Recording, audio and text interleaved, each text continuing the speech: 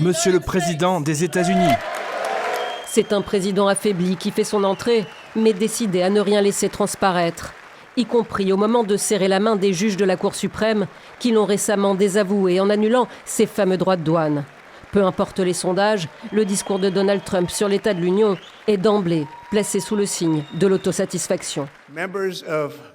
Mesdames et messieurs, membres du Congrès, chers compatriotes, notre nation est de retour, plus grande, plus forte, plus riche et plus puissante que jamais.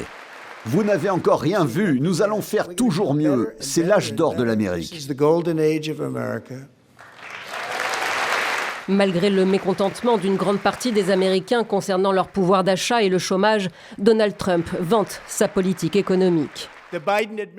L'administration Biden et ses alliés au Congrès nous ont infligé la pire inflation de l'histoire de notre pays. Mais en 12 mois, mon administration a ramené l'inflation à son niveau le plus bas depuis plus de 5 ans.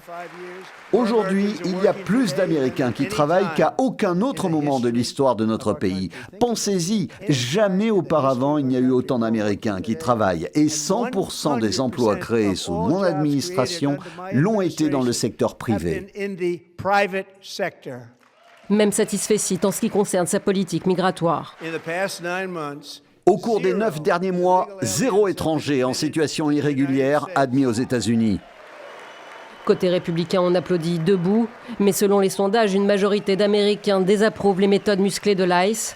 La meilleure défense est l'attaque, dit l'adage. Alors Donald Trump lance la charge contre les démocrates.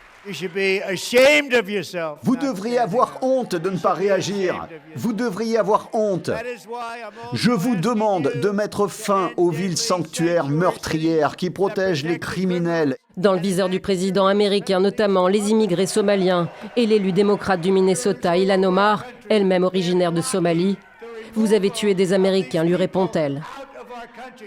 Fidèle à lui-même, le président milliardaire n'a que faire des critiques, se pose en homme de paix, tout en soufflant le chaud et le froid en ce qui concerne l'Iran. Nous sommes en négociation avec eux. Ils veulent conclure un accord.